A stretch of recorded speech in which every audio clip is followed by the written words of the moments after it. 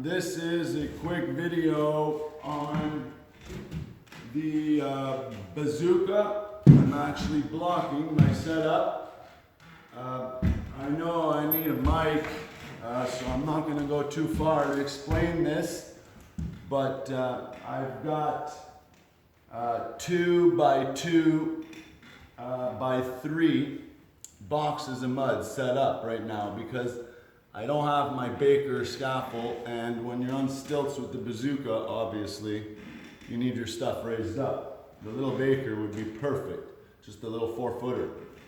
But, as you can tell, I did the top angle already, just off camera, so I don't look like a retard. I mean, I don't make mistakes.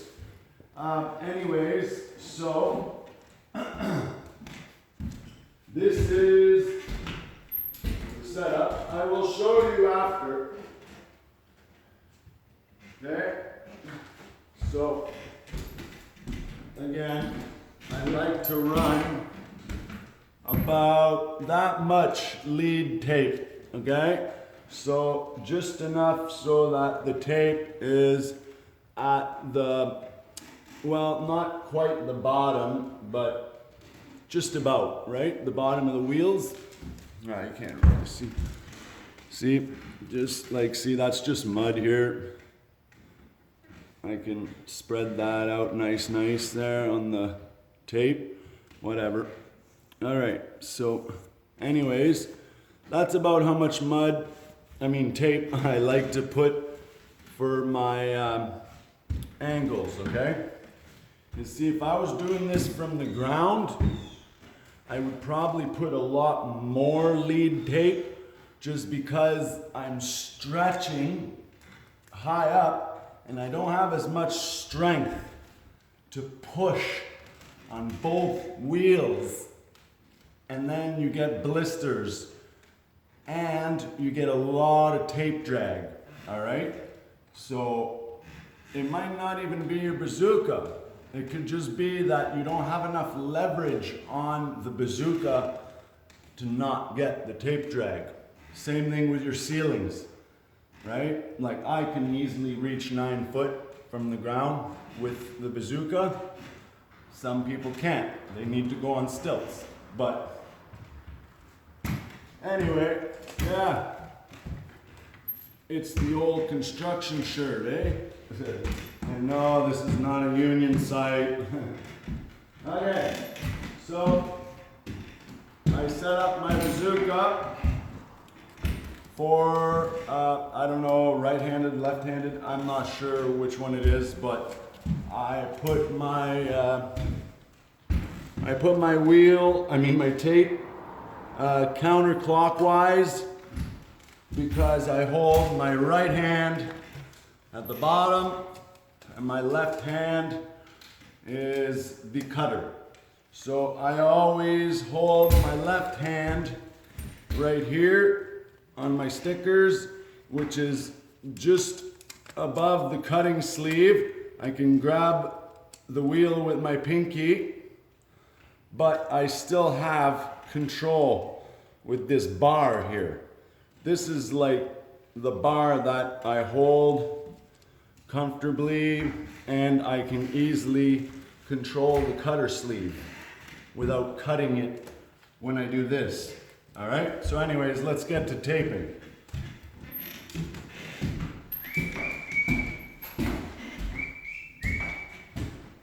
Okay.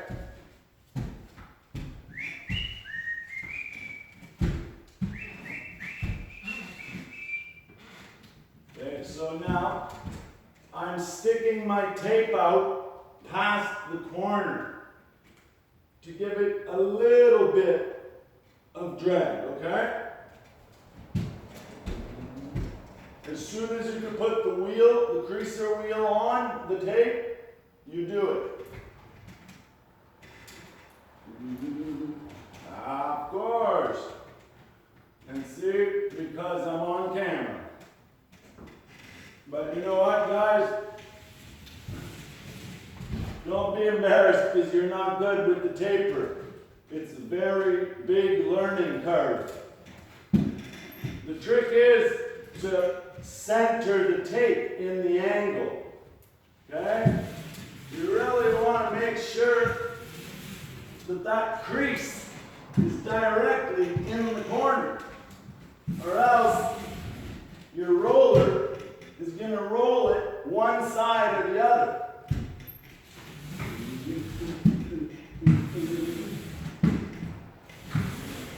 Okay?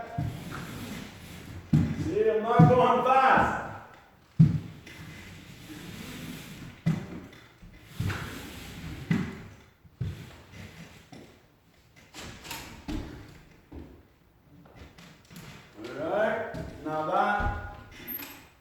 That tape is perfect over there, meaning it's tight. Okay? I like to run my hand up, see, and it pulled away at least 2-3 inches. Okay? So I got 2 to 3 inches of tape drag on that run. Now I noticed that I kind of wandered a little bit, which is probably where I got my tape drag. But that's okay, because I allowed for it, all right? So now, let's just say I was filling up. All I do, geez, this is really hard. All I do now is I push this, oh man, that glare is just horrible. Maybe that helps. Okay, so this clutch here, when you push on it, this tape, this dog here pops out. Okay, it pops out. See at the bottom? Okay, and it disengages those teeth, so that the chain could spin without actually pulling up the cable, all right? So I'm just going to push that pin on the clutch. Make sure that this safety pin is down, all right, which is right beside it here.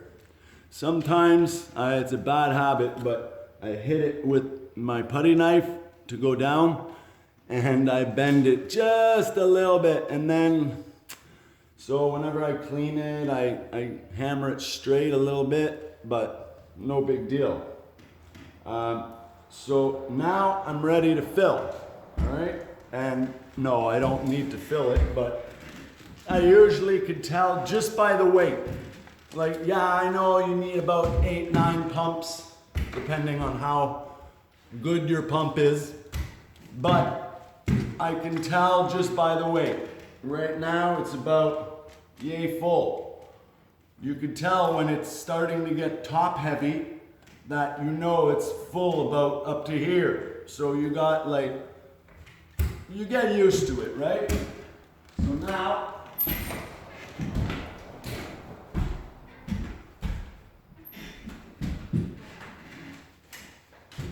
yeah, I like to wiggle it so that it's seated in there, nice and comfortable. Okay? So, because I had a batch of thick mud in my pump still, when I filled up the Bazooka, it pumped that thick mud right into the Bazooka. So I'm going to need to roll and flush these tapes right away, because I don't want them to stiffen up and be unflushable. All right, so I'm just gonna pause the camera and then I'll get back to the Bazooka setup. All right, so right away I'll tell you that, take a guess which one was easier to flush. It was the bottom, all right?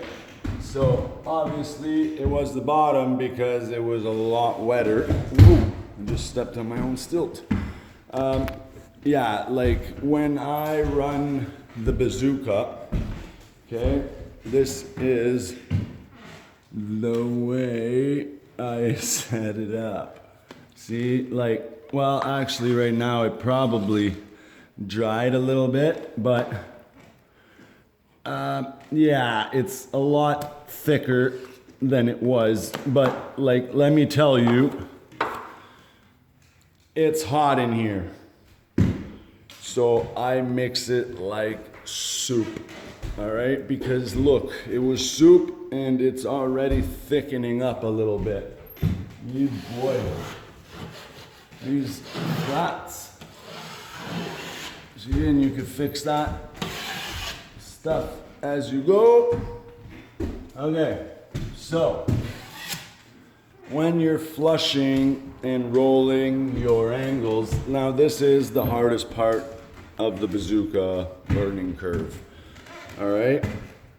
When you're flushing your angles, the only part, like, see how that bevel or that tape is not like the nice 3 inches like I would normally get if I was using my super taper, okay? When I use my super taper, I could get away with just flushing it with the 3-inch flusher right away. No rolling, no nothing. Because I'm placing it very nicely into the corner, right? With the bazooka, yeah, it's faster, it's cleaner.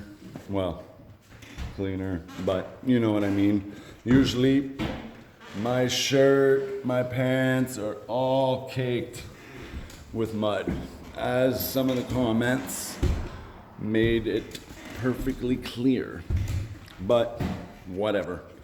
So yeah, so all you gotta make sure is that the mud sticks out past the tape. So here, for example, sorry guys, jeez. Here, for example, that could be a possible blister. There could be no mud back here, okay? So all I do is squeeze out a little bit of mud, okay?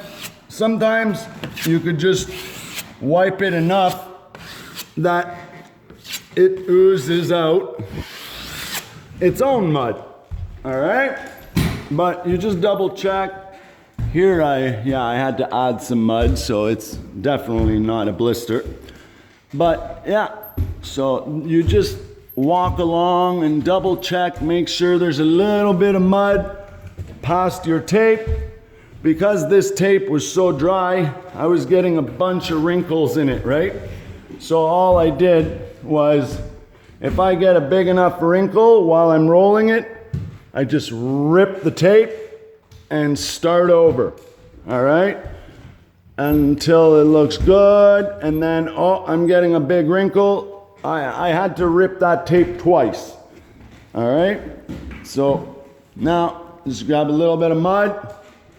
I believe I seen another spot here, okay? Now, you shouldn't have to do this, all right? I'm just doing it because, like I said, there's dry mud. All right? When you have nice soup mud, it don't do this. Okay? And you might ask why I'm working at night. Well, let me tell you, it was hot today. And it was so hot that I literally had to,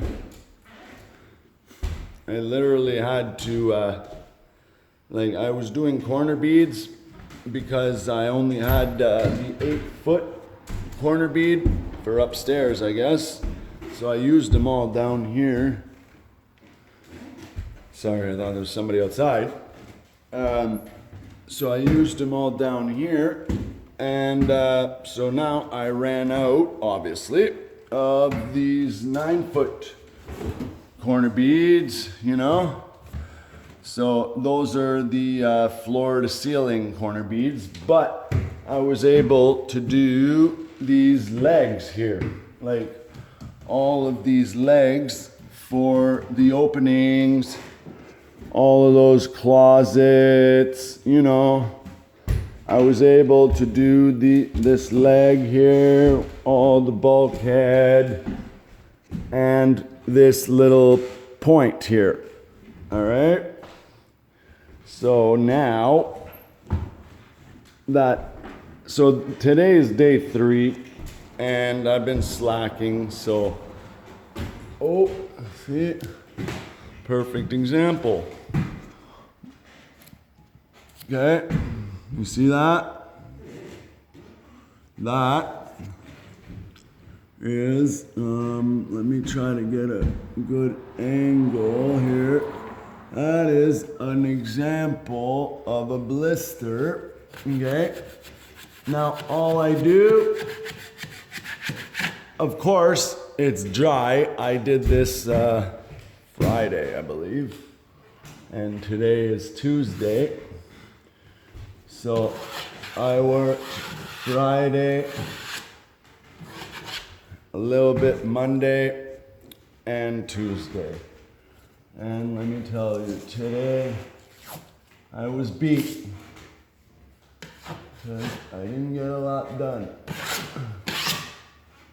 So I don't think it's going to get done in 6 days. Maybe I'll hope for the basement, the main floor getting done in 6 days. And then I will do this stairwell. I did whatever I could reach. That's just pre-filled. I did the angles though with the bazooka because I was already doing it. But this is all 5/8 because it's a condo. So 5/8 I always pre-fill, well, in a house. Commercial, I would use the super taper. If I was using the super taper on that, I wouldn't need to pre-fill. There's so much mud that it pre-fills.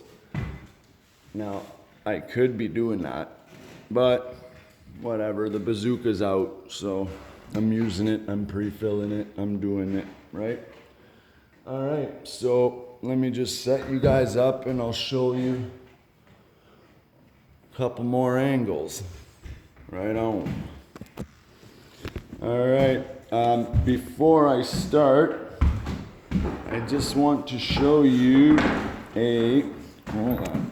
I just want to show you a trick to keep your mud. Now I'm making a huge mess with the tube. A trick to keep the mud moist while you're bazooking. Now, yeah, you can obviously put a t-shirt on top. You know, a wet t-shirt.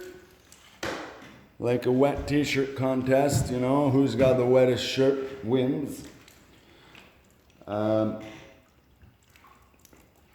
Or you could just pour water on top of your mud. And, well, my plan is to mix it in the mud as I use it. So one of the reasons why I'm not crazy about the t-shirt thing, and I usually just use, as you could tell, the mud bags, right? So I put the mud bag underneath, and then I got another mud bag here, and it's flipped inside out, so I'm not like getting my hands all dirty. The mud is on the inside of the bag. And see, I can throw that on there, wrap it all nice, okay, when I'm not using the bazooka. Or I would obviously flop it on like that, you know, on top of the bucket, if you couldn't really tell what I was trying to do there. and cover the bucket. But the reason why I don't like that is because then you can't tell what level your mud is at in the bucket, all right? And the reason why I like to double check all the time on the mud is because every now and then, okay, the mud will get a hollow spot right by the pump, all right? It'll suck down by the pump like, you know, like that, right? And you'll get air pockets in your tube, okay? Bazooka or compound tube, it don't matter, right? You gotta make sure that you're always, okay, you're always shimmying that mud right on top of the pump, all right? That's all I do, okay? Wipe your edge, done. Hold, stir your knife, and keep taping. See, now I know my pump is not going to suck up air and blow air into my tube and make blisters and blah, blah, blah. All right? So let's do these two little angles here, and then we could swap around and do that big long run there. All right, guys? Okay. So I got the bazooka now. I've already flipped the little lever to the on position, so off of the clutch. So now the teeth, oh, see, it just skipped one tooth. So it's always nice to make sure that this tooth, that little wheel here, is engaged in the gear here, all right? Or else the first foot, you get a blister, only about 3 inches long, but it's a pain in the butt. So now it's ready to go. I've got, you know, a little bit of tape, mud on the tape, and we're off. So, pick up your goobers and throw them on the floor. Again, because this is a short run, I don't need a lot of lead tape. Okay? There's not going to be a lot of drag.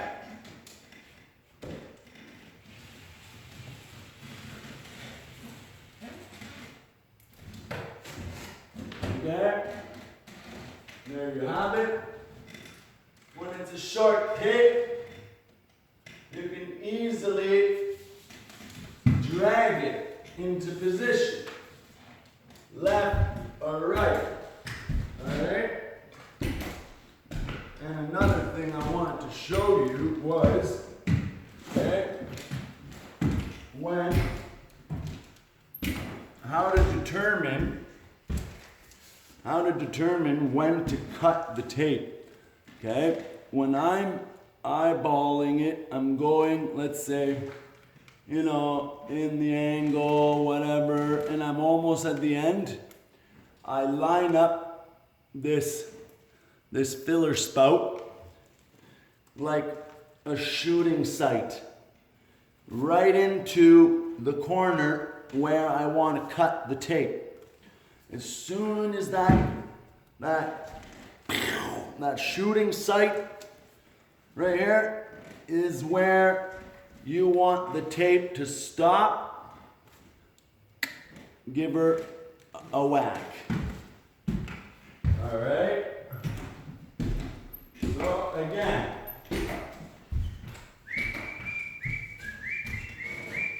okay, so now we got to push some tape out and roll the wheels at the same time. So I like to do it on a bulkhead because it leaves teeth marks on the drywall when you prime it, okay? And, well, if you just do it all over the wall, Now you've got teeth marks everywhere. So practice to do them on a corner bead, on a door jamb, around the windows, doors, or even in the angle, all right? Now I don't have enough mud on my tape, so I'm just going to lift the tape and advance myself a little bit more mud, okay? Rip that tape because it's garbage now. Okay, now I've got lots of mud, but not enough tape. Okay, so I'm good. Shove her in, baby. Okay, as soon as I can get the wheel on there, shove her in the corner. Okay, and remember, keep that tracer wheel right lined up with that angle. Okay, now, see, my eyesight is directly at that corner bead. Cut, paste. Okay, advance just a bit of tape. Roll, 1, 2. I can see the mud coming out. Give one little push, one little roll. One little push, oh, and that's what happens. If you push too much mud and you don't advance the tape at the same time, it'll jam up in there. It won't slide out, right? So that's where practice comes in.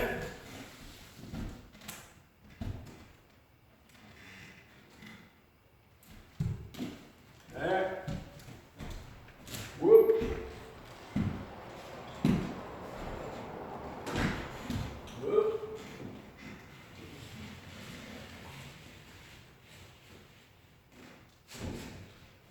There you go. Again, corner bead. There you go. Okay. Short tape.